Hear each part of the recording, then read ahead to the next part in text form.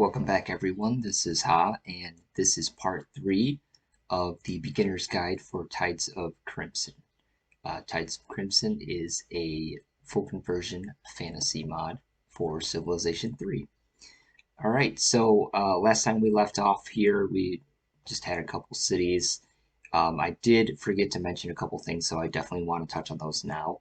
There's actually a second way to also trigger Golden Ages. So Golden Ages are a 15-turn period where you just get a bunch of extra, um, basically commerce and production.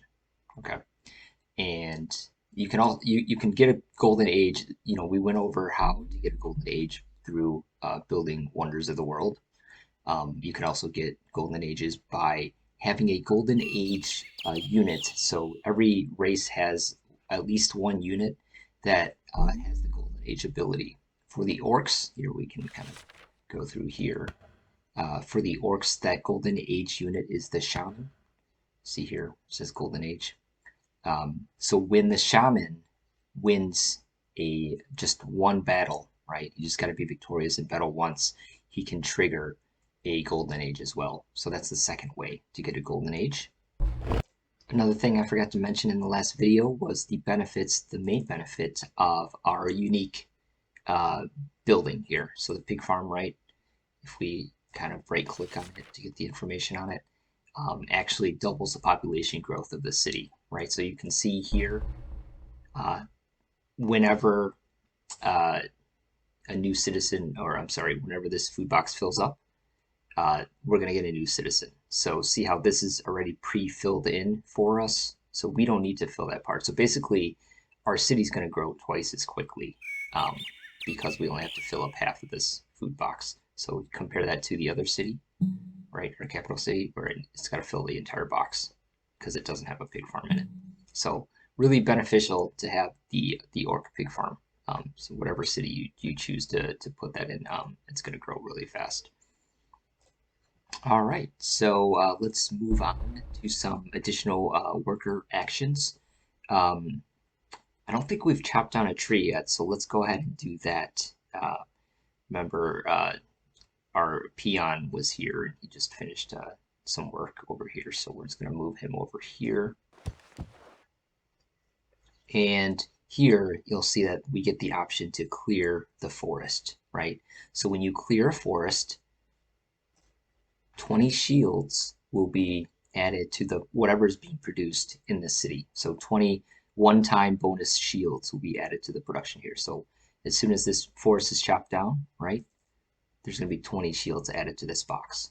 So a really nice benefit. You can only chop down each tile once. So for example, I can't keep chopping and replanting the forest and chopping again and replanting the forest on the same tile. It only gives that bonus one time. So when we've already chopped in a tile, you'll see a little notice here, and I'll show you that in a second, that shows that it's chopped. But we can go to another tile and plant and chop, and then go to another tile, plant and chop. Yep, we can definitely do that.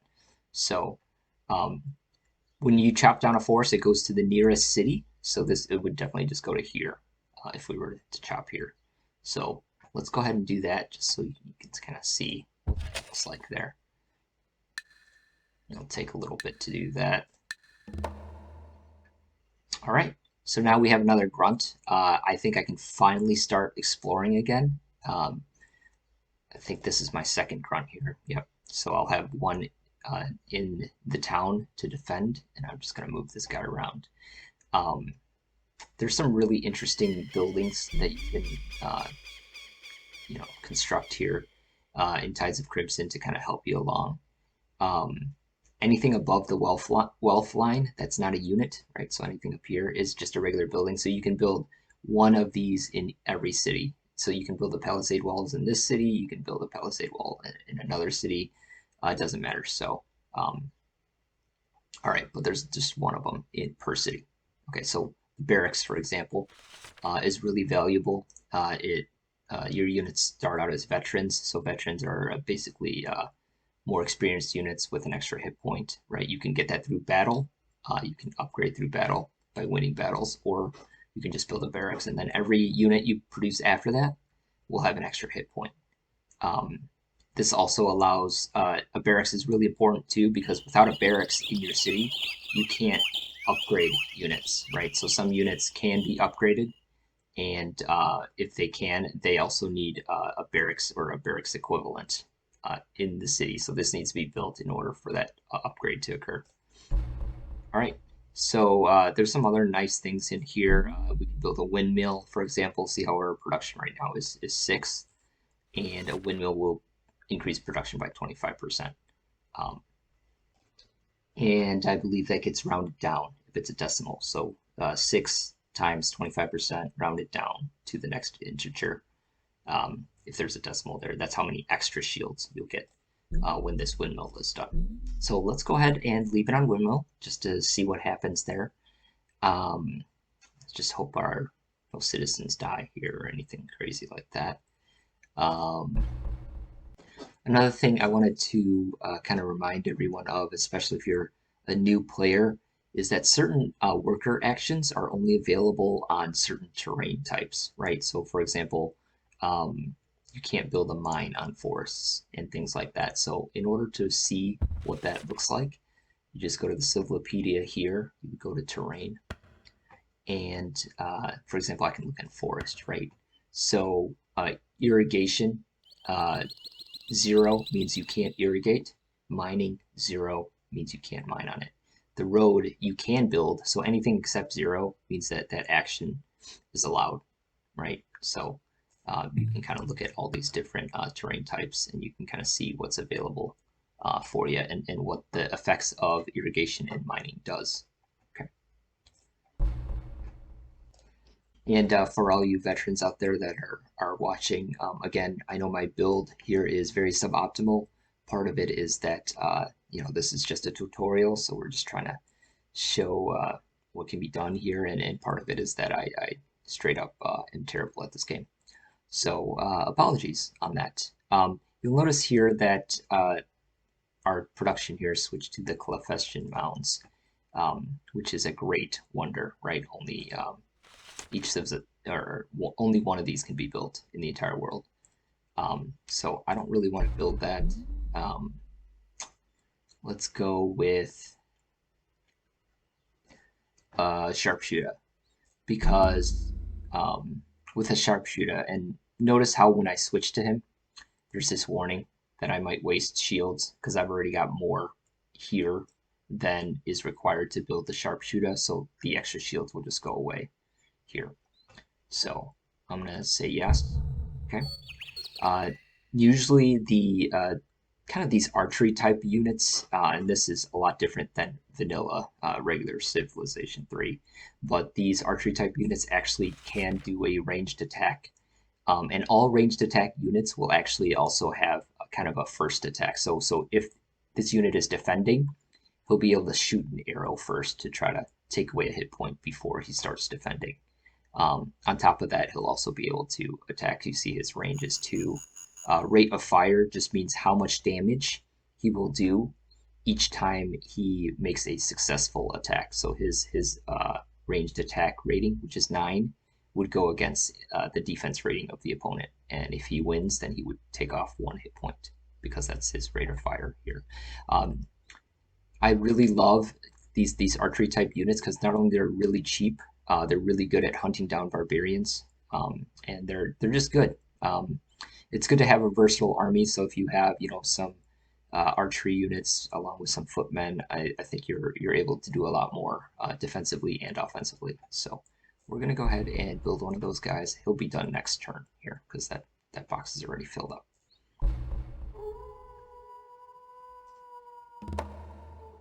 All right. And we can send him off if we want to. I think I'm going to send him off exploring here. And then I'm going to get to work on a builder.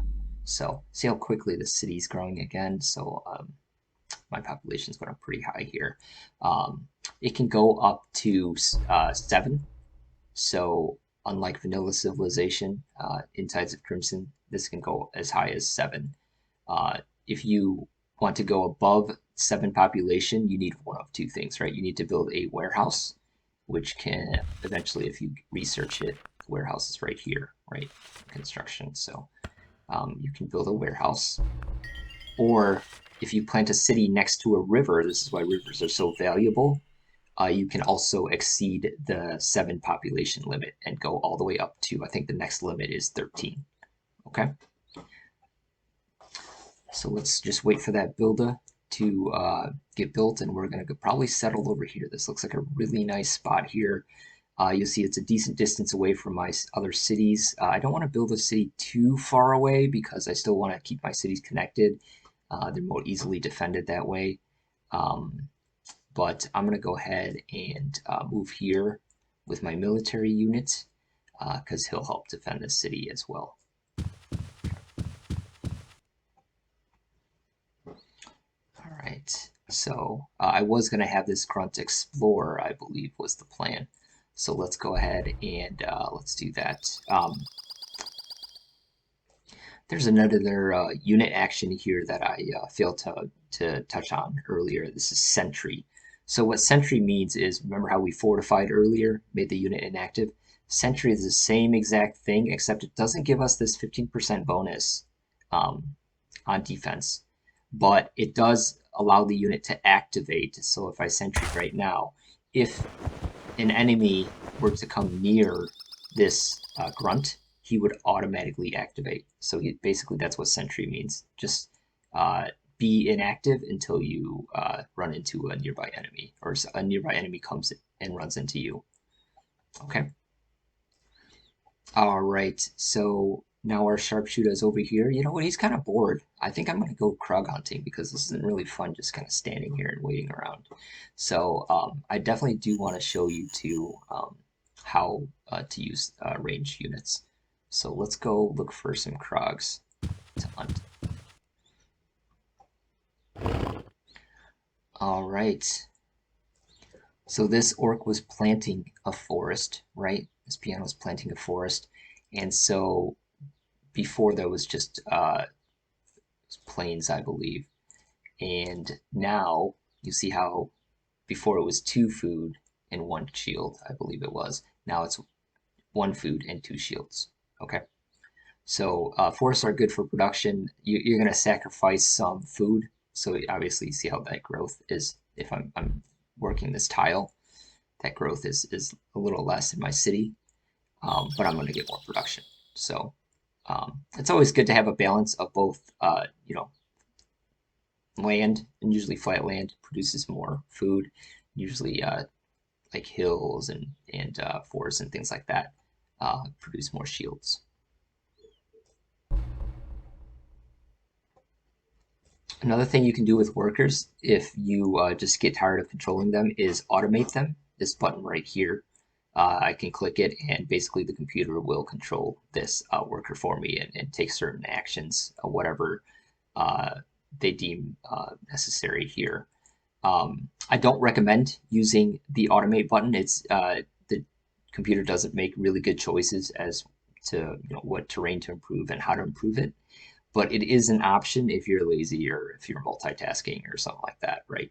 So.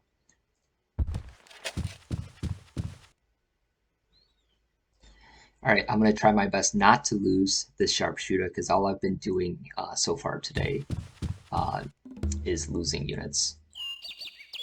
All right, so the trolls have granted an audience or asked for an audience with us. See, here's the great thing about gold, right? We have a lot of gold here, and because we have that gold and we keep building it, we can actually trade that in for currency, right? And remember the trick earlier. Here, we're gonna just do it again. Take this off, lump sum, and we're gonna be able to give him less gold, right?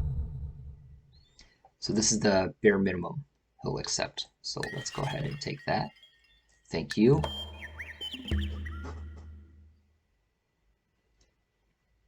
All right, so this is just a notice that the trolls have established an embassy. What that means is they now know where my capital city is, and it also allows them to go through other kind of diplomatic endeavors. But we won't get into that yet here. Um, just know that that's the main thing that at least I see when I, for example, create an embassy in someone else's territory is I can see their capital. Like it goes straight to Fog of War, but at least I can see where it is. So where was that damn Krog that killed my other guy? So I'm gonna make him pay. I'm gonna go hunting for him. Oh, there he is. All right, so my windmill is done. So I'm gonna go ahead and zoom the city here, and this windmill here did actually increase my production, believe it or not. Whatever it was before, it did increase it. I think it increased it by 1 here. So you'll notice the two red icons here. That's just basically the red equivalent of this. This means that we're paying 2 gold maintenance to have this building. So it's a pretty expensive building. A lot of production buildings are pretty expensive. Um, so that's where you would see that. The small wonders and the great wonders that I mentioned earlier, you see these great wonders and the small wonder, these do not require maintenance. So another nice thing about those really major buildings is they don't require maintenance costs. But these regular buildings, a lot of them do require maintenance, except for the walls. The walls are free to help protect you. Basically just a defensive bonus, right? If you build a wall, it's a defensive bonus. So each city has by default a 20% defensive bonus, right? So if you build this palisade walls, your defense will go up to 30%. If you look at this here, these walls are kind of the higher version. So with each new resource, for example, lumber, once we get lumber, we're able to build wooden walls, and we'll get another bump in defensive bonus. So that's kind of how walls work. All right, our city's looking pretty good right now. We've got all this technology now, and we can build, as you can see, a bunch of different types of units here. This Chukka, this guy is more of a kind of an artillery unit, right? So look how high his ranged attack is, and notice how his rate of fire is higher. So there's 2 main types of ranged units, right? One was the archer that we just saw, archer type, and another one is kind of the siege units. So usually siege units, archers usually have 2 range, right? At least 2. Siege units usually have a range of 1. There are exceptions, but that's the kind of the general case. But siege units have higher rate of fire, so 2 or more, and archers usually only have 1 rate of fire. Okay, that's like the main difference. And some, well, obviously some uh, artillery units are wheeled as well. You think of your cannons and your catapults. So wheeled units can't actually cross like mountains and jungles and other rough terrain types. So this guy can, but just be aware if you're using one of those civilizations with those types of wheeled siege units. Okay, so we're going to build this guy, and we're going to start a war eventually here. We're not very well equipped for a war, but I will start a war here just to get my ass kicked and show you what it's like. All right. Okay, so you see here how there's an enemy unit here. So these Krogs are really easy to take down, especially with an archer because they only have 2 hit points. So you can kind of just shoot from afar and just kind of take them down without risking any damage to yourself. I didn't mention this earlier, but if you try to shoot actually another civilization, right? You'll start a war. Like this is one of the ways to start a war is just by straight attacking another civilization. And it'll always warn you, are you sure you want to do this, right? Because then they'll start, bringing military into your territory and trying to take over your cities and things like that. So we're actually not going to do that right now, but just be aware. Another thing I forgot to mention too is, for example, let's say that I defeated this unit and there's only 1 enemy unit here, right? And I defeat him and there's 0. And I walk my sharpshooter into that city, I will take that city over. Okay. Um, and you know, if I could also raise the city, right? So raise the city would mean totally destroy the city, and then I would have to plant a new city or just leave the land vacant. Those would be the options if I took that over. So I can actually take this city over or raise it. This Krog can't. The Krogs, when they go into empty cities, they just steal gold. Okay.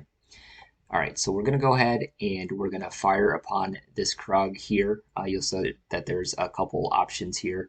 You can do just a regular ranged attack, and then you can automate. So what automate does is he'll just start shooting at a tile, right, every turn. Or you can stack bombard. This is more if you have like a bunch of, let's say you had 2 or more sharpshooters here. So we can just basically let all of them shoot at the same time. So that's pretty neat. All right, so let's go ahead and hit ranged attack. And you see how this kind of this target comes up? That's how you know you're ready to fire here. So I'm just going to left click on the enemy, take a shot, and the ranged attack failed. I missed him. So this unit only has 1 shot per turn, so I'm just gonna wait here, and I'm just gonna skip my turn. I hit heal here. You can heal if you want to. You can just hit wait as well. But this is not really gonna affect anything. I just basically want to be able to control the next turn, so that's why I'm hitting heal. All right. This forest has been chopped, so you'll see now if I right click and look at the terrain info. Oh, sorry, it shows up over here. So this shows chopped. Okay, so this tile can no longer be chopped. You can chop another forest here, but it's no longer going to give you that plus 20 one-time shield bonus, right? So it just gave us this bonus, and this is why this unit here is complete, right? Yeah, I think that's what happened. Okay. All right, so let's go ahead and build a road to this resource here. Now, this is iron. This is a really valuable resource, right? So a lot of buildings and units are going to require iron. So I'm going to go ahead and build a road to the iron. I shouldn't have done that. So it looks like the blood cults. Okay, one of the races. Well, that was quick. All right, so we're going to take another little shot here without risking any damage to ourselves. This Troglo, which is a Krog. All right, we hit him. Looks like there's 2 of them. Okay, so I right-clicked here. So you see how there's 2 of them? This here shows you how many hit points. So I hit this one guy, right? So he's at 1 hit point out of 2 maximum. So there's another guy here that has 2 out of 2 still. So yeah, so that's why now you automatically see the strongest unit. He's at the top because he's the one with the 2 hit points. So the strongest defending unit's always going to appear up here. All right, so let's just go ahead and skip our turn again.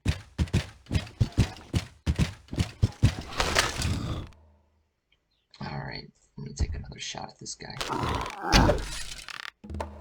Oh, I failed. This might take longer than I thought. All right.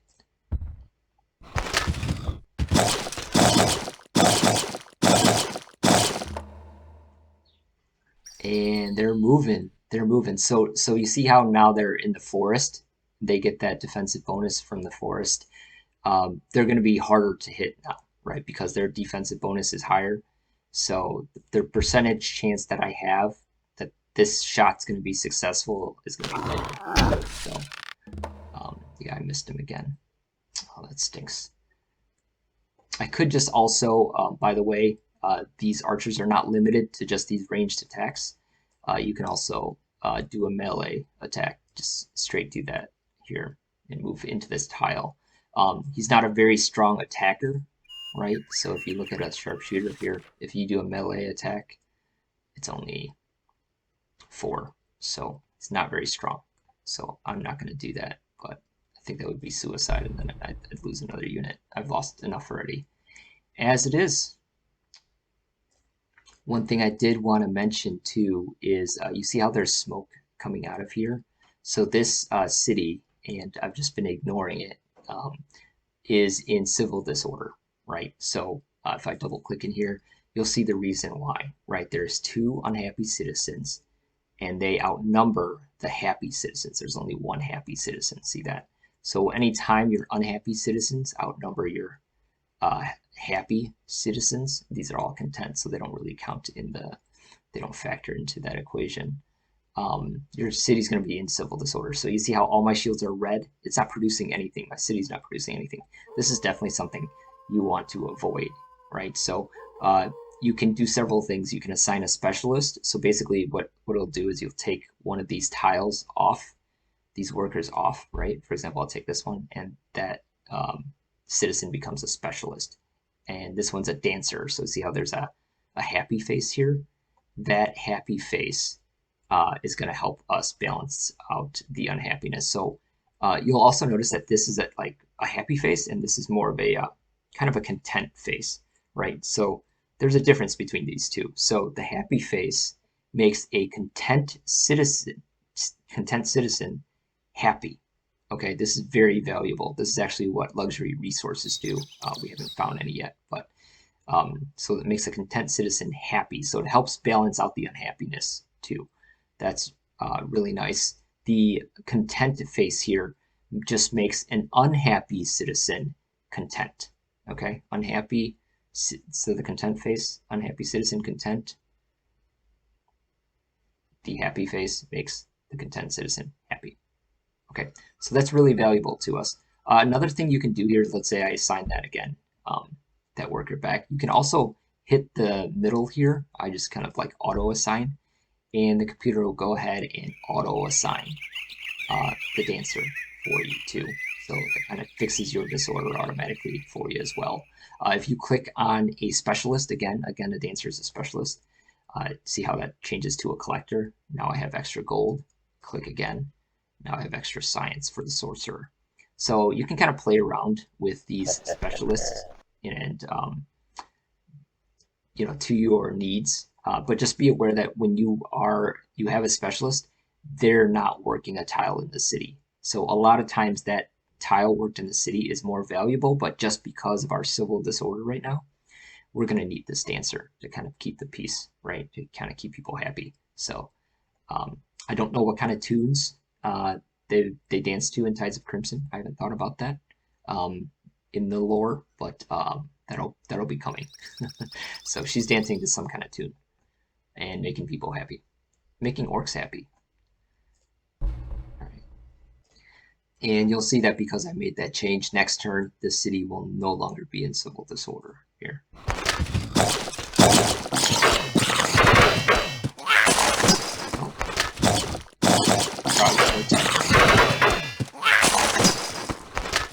See that the Krogs try to take over that city. Well, they're not going to take it over, but they tried to raid it. It didn't work out for them. So my sharpshooter didn't end up killing anybody because he sucks. He died. I think this guy's shooting pebbles or something. I think he had 1 hit out of like 4 shots. It's a pretty bad ratio. Unless you're playing baseball, then you're I don't know. That's like a $2 million contract if you can hit 250, I think. All right, so see how this city here is no longer in civil disorder because we resolved it with this dancer.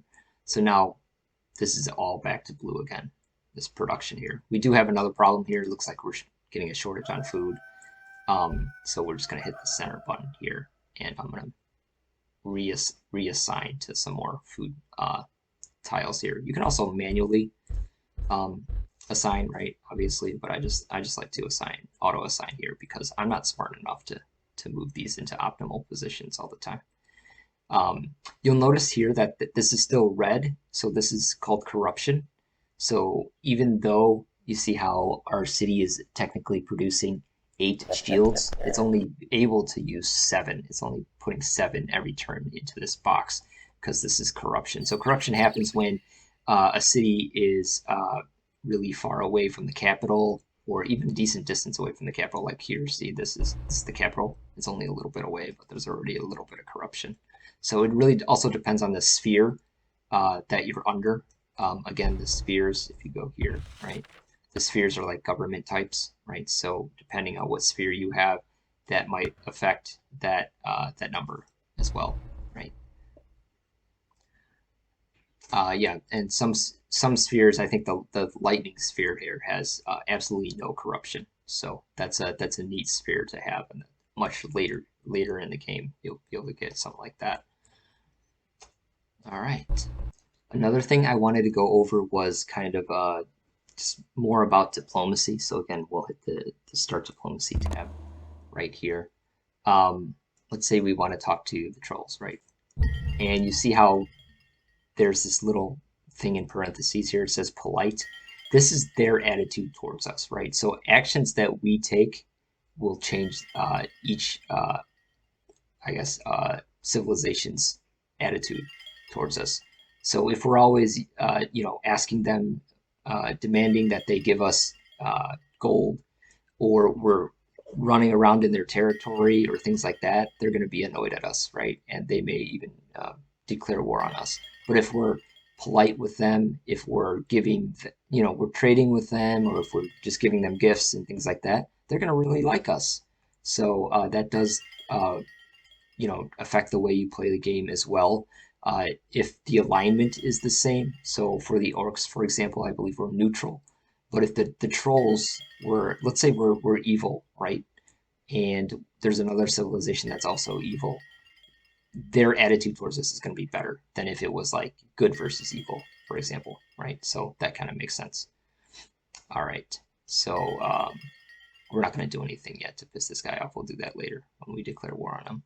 Um, if you declare war this way, right, if it, through the menu here, uh, this is actually considered less of a penalty towards their in their attitude towards you than if you were to, like, for example, do what I was about to do here and walk into the city. Like, that's more of a penalty. They consider that more egregious, right? And so this civilization's attitude towards you will be much worse than if you declared war. Like, let's say I was just standing outside their territory here and I went to diplomacy and I declared war on the goblins, which the goblins are here, right? Um, then and I declared war here. This is just an easier way to do it, right? So it's less frowned upon way to do it, if that makes sense. Okay. I'm still waiting for my Chukka to get done building here. And when he is, I'm going to start a war that I'm going to lose, but I'm going to start a war anyway. So you see here the Dark Elves have created a great wonder. So this kind of lets you know that Hope's Temple is now off limits, right? You can no longer build Hope's Temple at all. You can find the city that that has built Hope's Temple and take it over. You can do that, but you can't build it anymore. So no civilization could build it anymore. So it's taken essentially. So that sucks. But this is going to happen a lot because I don't really like to focus on great wonders this early in the game unless I've got some really sprawling cities. But obviously I'm very poverty stricken right now, so I'm not going to be doing much of that. Okay, so I think I'm going to start an attack up. Well, you know what? There's only one population here. Let's just make sure that's still the case. But remember, this is the Fog of War. So even though that says one population here, it looks like a small city. But by the time I go and reveal it, maybe it'll be higher because this just shows the last known state of the city, right? So let me just go down and see what's going on with that city there.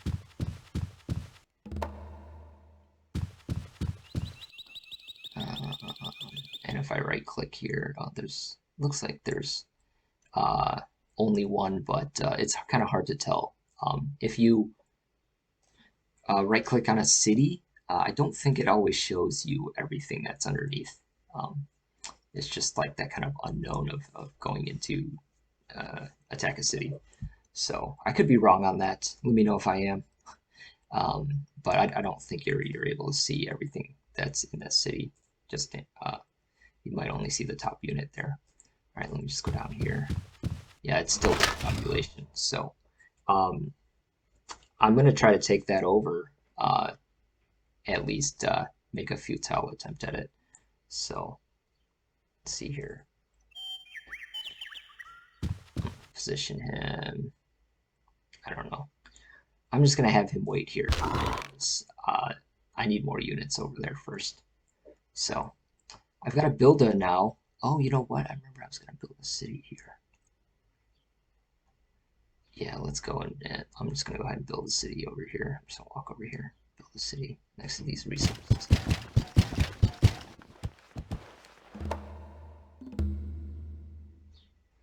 All right. All right. So you'll notice here that this, for example, these Daiko mushrooms are 2, 0, and 1.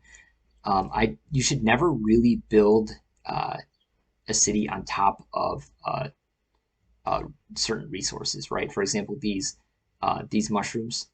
Uh, there's no benefit to building a city on top of these. You'll just kind of lose the benefit of the shields here, the extra shields here. Because you're automatically going to get a certain amount of shields. You're going to get 2 food, 1 shield, and 1 commerce pretty much for every city tile anyway, at least. So you might as well build it here. If you build it here, you're still only going to get 1 shield. You're not going this doesn't turn into 2 shields if you build a city on top of that. So general rule of thumb, build cities on top of tiles that are not that productive because you're automatically going to get a certain amount of productivity from them anyway. So you see, once I build a city here, see that 2 food, 1 shield, 1 commerce automatically, right? So um, it doesn't matter where you're on. So all right, so I do like to for new cities. I do like to build the cheapest unit a lot of times just because it allows you to get at least some kind of defense in your city quickly. So right now the cheapest unit is the sharpshooter. So I'm gonna go with that. So I like that default setting there. All right.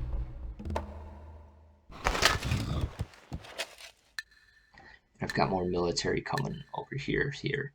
See how there's a 7 here, right?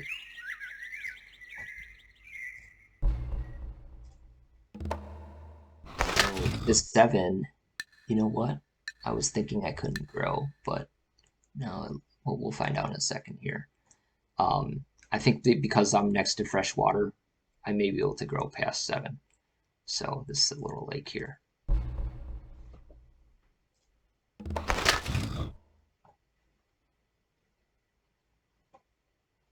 All right, so we've got our artillery unit, right? So this is good for attacking cities.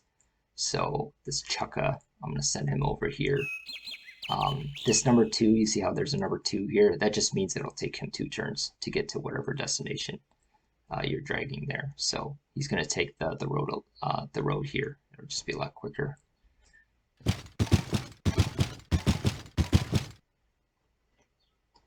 All right, and then I've got another sharpshooter coming. It looks like this city here is just going to produce units. Um,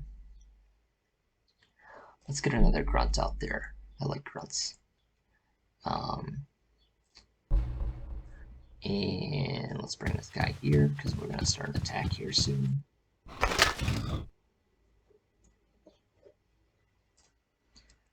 And while I'm stockpiling here, the city's growing, so I don't know how much backup the city's getting in there, how tough it's going to be to take down. But I do anticipate losing because that's just my it's just what I do at Sentry. So if I'm playing Sentry, I'm probably losing. So all right, so let's go ahead and start firing away. we're gonna lose sooner or later anyway, so I'm just gonna start going crazy here. So you'll notice here that this is the Chukka, right? So see how limited his range is compared to the sharpshooter here, right? He can shoot a lot further, but he does less damage. Okay. All right. So I think I actually might need to move here just to find a way to defend my Chukka. Yeah, I might have to move here. Oops. I didn't mean to do that. Go back.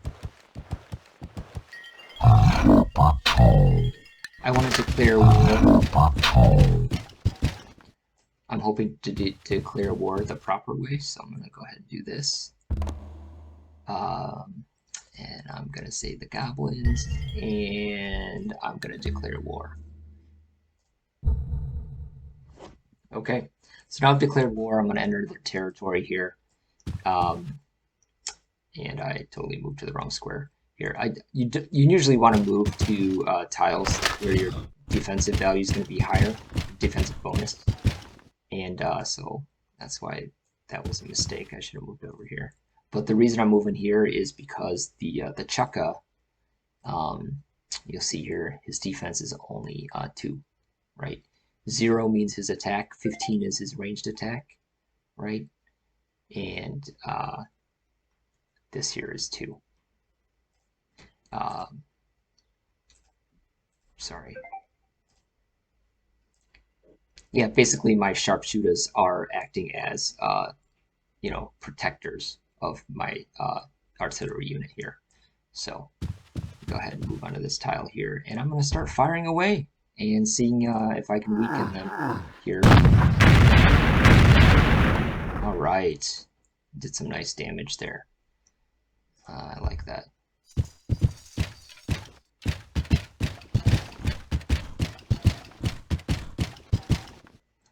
Yeah, and you'll see the sharpshooters they're good, but they can only do one damage max, right?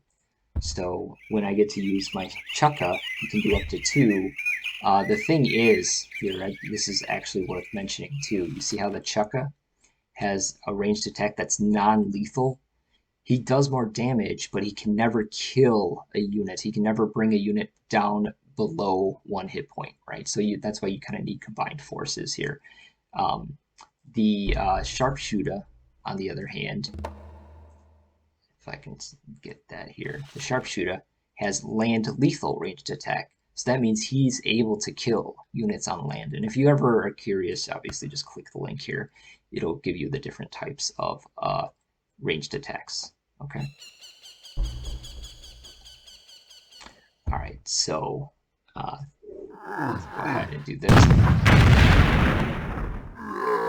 Now, what I'm doing is pretty feeble. Like it's pretty useless right now without a strong melee unit, like a grunt, to go in here and start attacking the city, because while these units are in the city, they're healing at 2 hit points per turn, every single turn. So anything I take away from them, they're healing back, right? And so I'm doing this more just for fun, but I'm not actually making much progress here.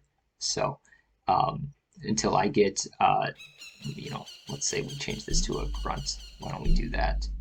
And we can't hurry production yet. So yeah, this is the hurry production button. If you can sacrifice citizens or pay extra gold depending on your sphere in order to get some production here. So for example, this one would cost the lives of 1 citizen.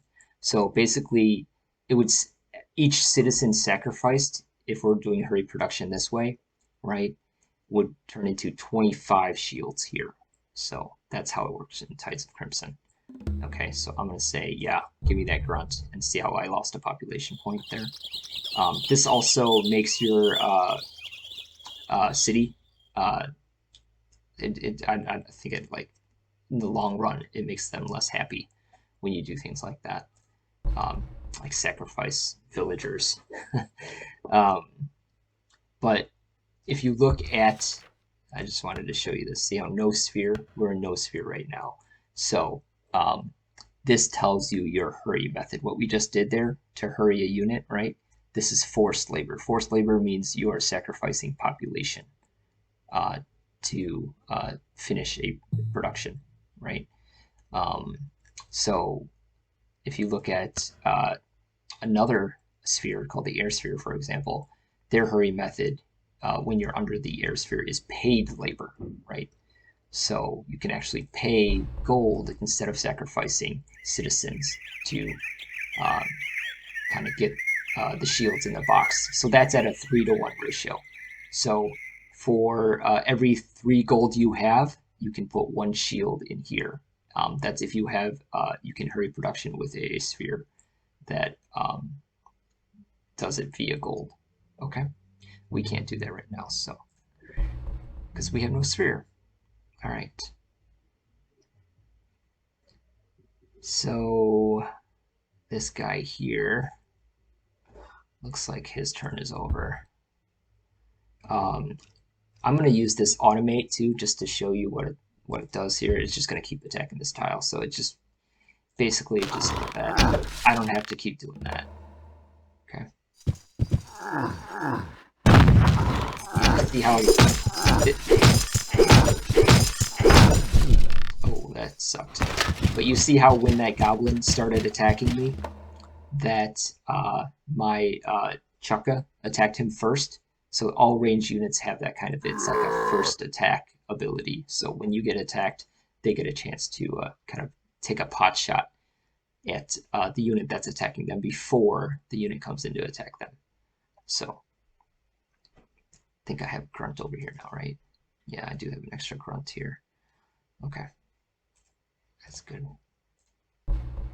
Loktar. I'm gonna send him over here. So you'll notice that some of these sounds are originally I designed Tides of Crimson as kind of a mod off of a lot of different other I guess games, if you will, because it's free to download and things like that. But a lot of this was based off of like Warcraft lore and Warhammer lore and things like that. So the orcs in here are kind of a combination of both. Um,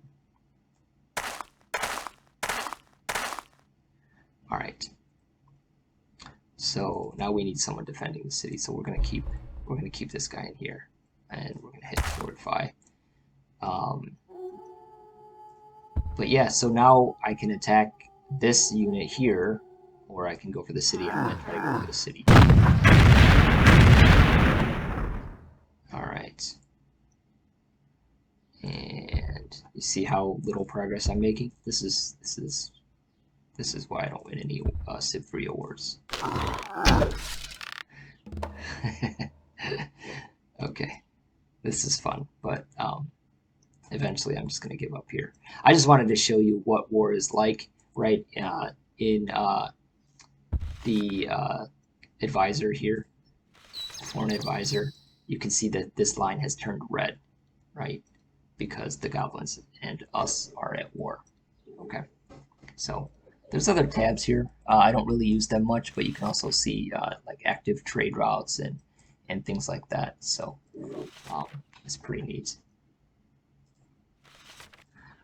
The trade routes would just mean that you have a connection. For example, if there was a road straight here and we were at peace, then we would have a trade route connected to the goblins, and we could trade things like resources and things like that.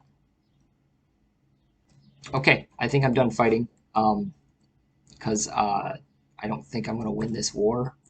I'm going to probably give it one last. Oh no, I can't. I'm probably going to give it one last shot here. With my. All right, so this guy's done. Okay, doing a little bit of damage here. All right, I'm gonna charge in here with my grunt and see what happens.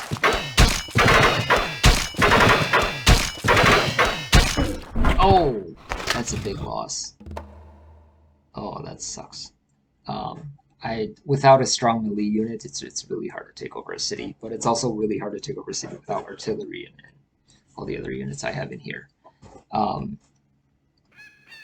I think I'm just gonna call it a day. Uh, just make some peace, right? Because I can't win. So what I'm gonna do is I'm gonna reach out to the goblins. They may not talk to me. Let's find out. Yeah, they're not talking to me right now. They're not happy with me. So I don't know why, but yeah. But at some point, hopefully, I will be able to talk to them, and then I can like offer them money for peace or something like that. But I don't think I'm gonna win this war, so I'm actually just gonna go and defend here, um, and try to see if I can go over a couple other aspects of Tides of the Crimson here. One thing you'll want to do too is, and of course I've failed to do it, is build at least one or maybe a couple coastal cities, right? That way you can build ships. Like coastal city just means bordering uh, uh, the ocean here. You can start building ships. You can build harbors, which will allow kind of sea to sea trade. See here, this is land to land trade, right? If you build harbors, then you can maybe trade across oceans, right?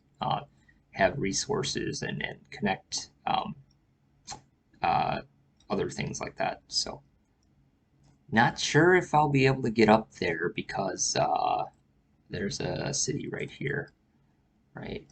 And yeah, I don't think I'll be able to get up here to build a city out there, and I'm not sure. I'd have to fight my way in there, and I'm not very good at fighting, as you can see. So I may or may not be able to get a coastal city up here before the end of this video, um, but just know that it's important to have that.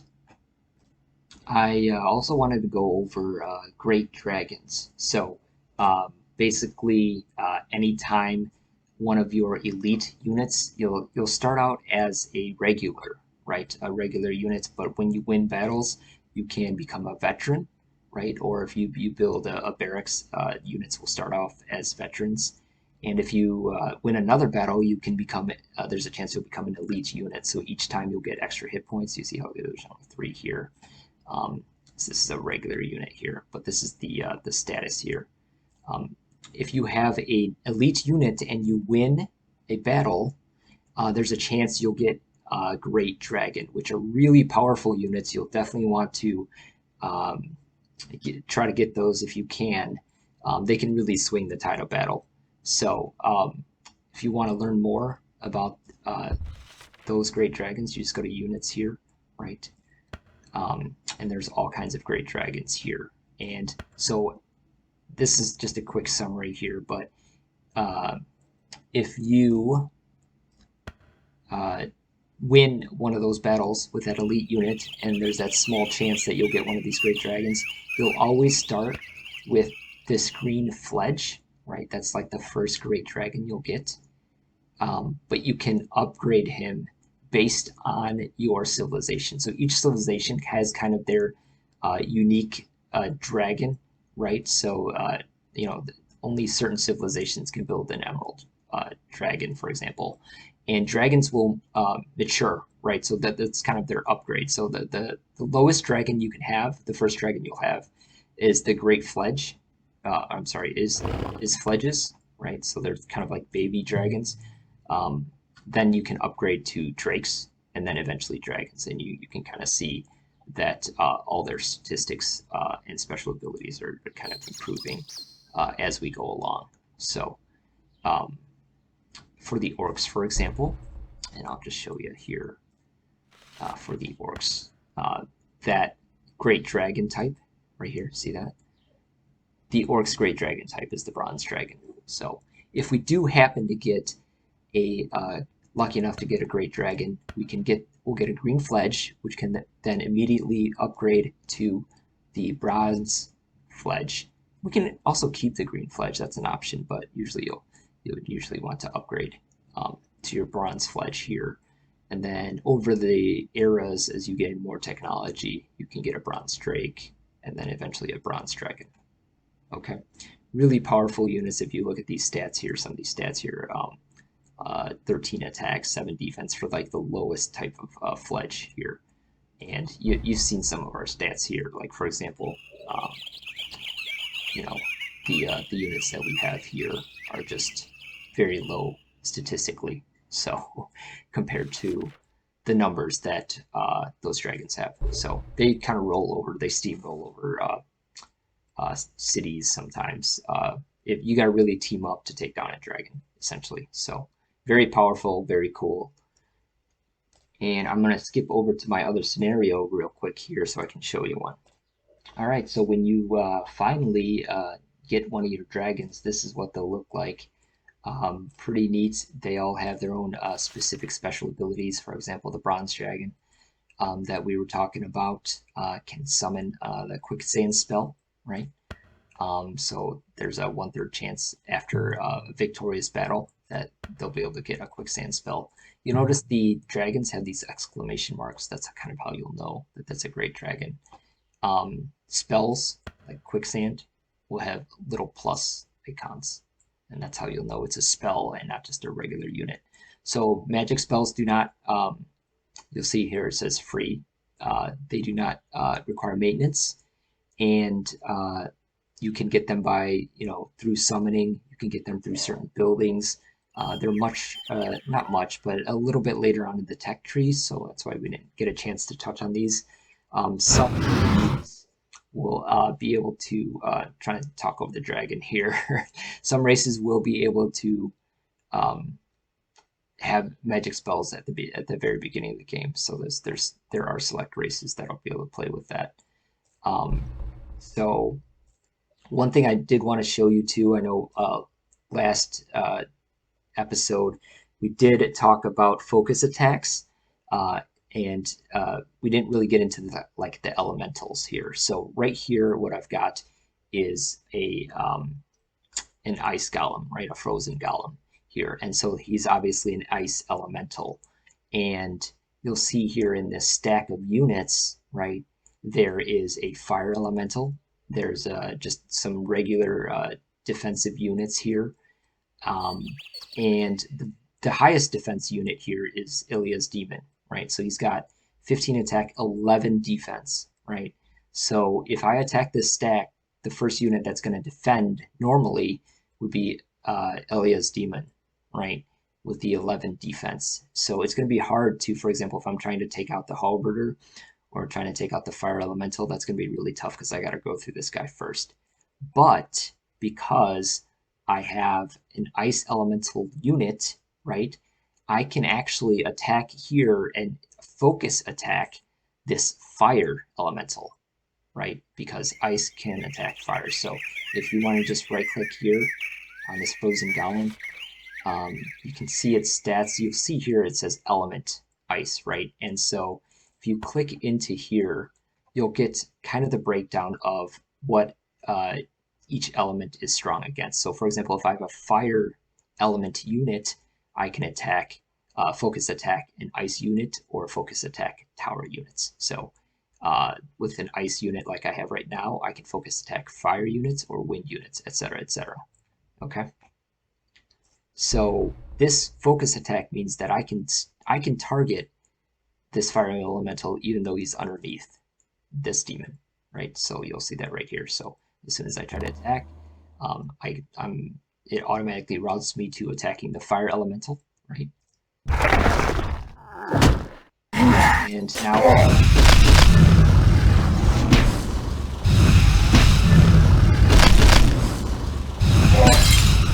oh, that didn't work out. I'm actually supposed to win that fight. I've done that like 3 or 4 times, and I've won every single time, and I did it this time. So that was really unfortunate. But you kind of get an idea of how that works out, right? Another thing here too that we haven't seen in our other game here is these kind of luxury resources, right? So this beaver here is a luxury resource, right? This right here, technically furs. So if I can connect that to my city, these furs to my city, I'm actually going to get a happy face here, right? And it's going to make one content laborer happy. So can do that in a second here. So just for teaching purposes here, I'm going to go ahead and build the city here. This is actually on top of furs. So you'll see here that furs brings me happiness. And you'll see now that I have furs here and happiness, right? So now this fur is actually really valuable because right now only Drenith can use it, right?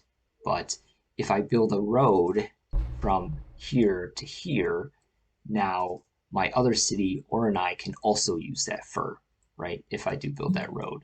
So basically, this one single luxury can add one entire happiness to my entire empire if my entire empire is connected. So that's why luxury resources are so valuable. Some of the luxury resources will actually allow you to build certain buildings as well.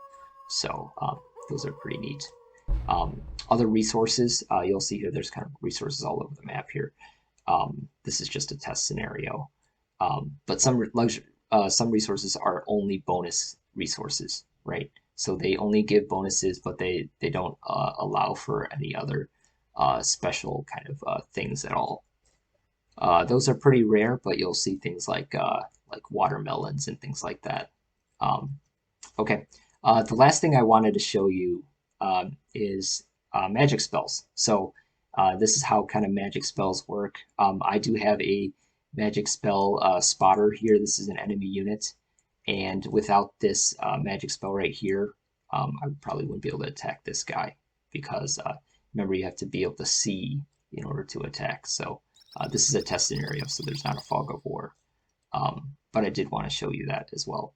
So, all right, so to cast a spell, all you do is select a spell, and this is kind of the default here.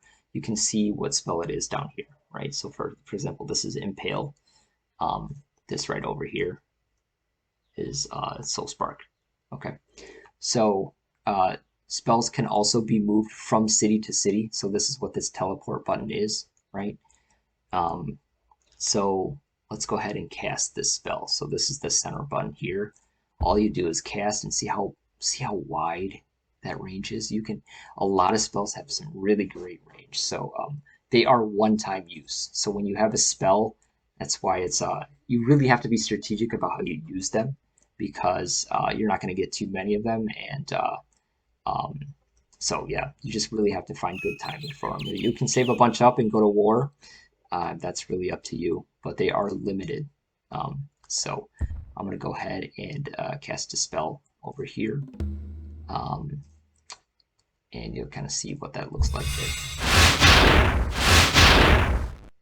Yeah, so that didn't kill him, but spells usually do a lot of damage, as you saw right there. So, and spells are able to kill. So let's go ahead and cast another spell here, and this is Impale. So this.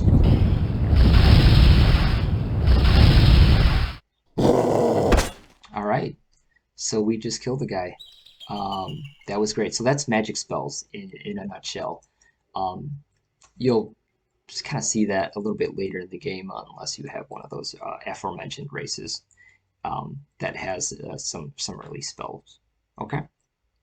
So let's go back to our normal tutorial map now. All right, back on our regular map. Back to reality here. No more dragons and spells, at least not yet, right? We've got a long way to go in this tech tree to get there. Some of the later techs here. Here, looks like our peon has finished building the road to the iron, right? So if you double click in the city here, you'll see that we now have iron as well.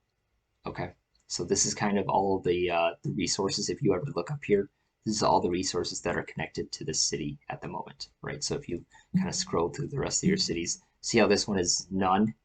Because it's not connected to our other cities, right? So if we built a road to this city, then it would have access to all those other resources, but it doesn't right now.